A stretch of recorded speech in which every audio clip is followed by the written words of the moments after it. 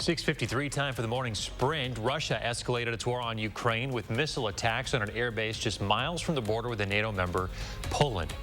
The offensive killed dozens of people at the sprawling base, which has been used by the U.S. and NATO for training exercises. The deadly airstrikes came after Russia threatened to target foreign weapons shipments. The Badgers are Milwaukee bound for the NCAA tournament. They're going into their division as the number 3 seed. They play Friday night at 8:50 against Colgate, the 14 seed. If they win, they'll play the winner of LSU Iowa State Sunday. That game will be broadcast on TBS.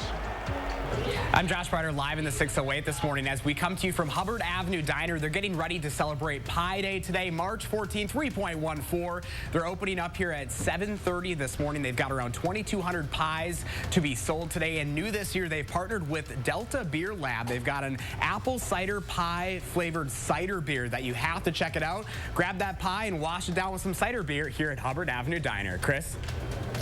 Thanks, Josh.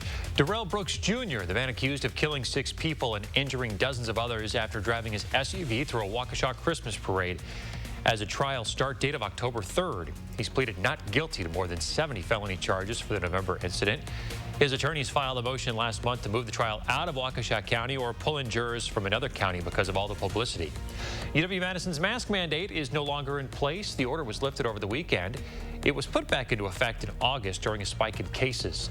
So masks will no longer be required in any UW buildings. They are still required, though, on Metro Transit buses.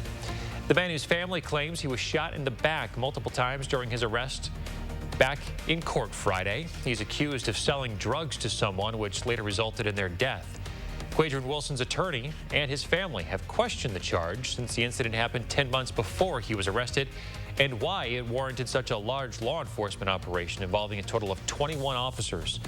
The judge denied the request to have those charges dismissed.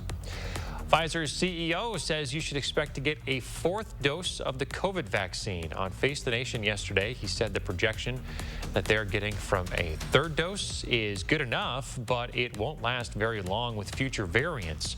Right now, anyone at least 12 years old is eligible for that 3rd booster shot. Police still looking for the man who stabbed 2 employees inside New York's Museum of Modern Art.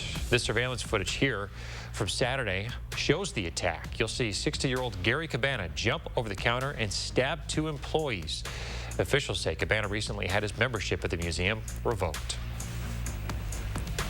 And for our 3 things we're going to need to know for our forecast of this week, well, we're looking at quiet and spring-like conditions for us, but we are going to be seeing some warmth as we head into Wednesday, around 60 degrees. And then we are also keeping our eye on a system to be bringing in precipitation that's not only going to be rain, but potentially looking at some winter stormy conditions. So that's why we're going to be keeping our eye on our Thursday nights into our Friday. But aside from that, folks, soak up the sun and enjoy these 50s while they're in our forecast. Chris? All right, thanks, Julian. Thanks for watching, everyone. An update here in about half an hour.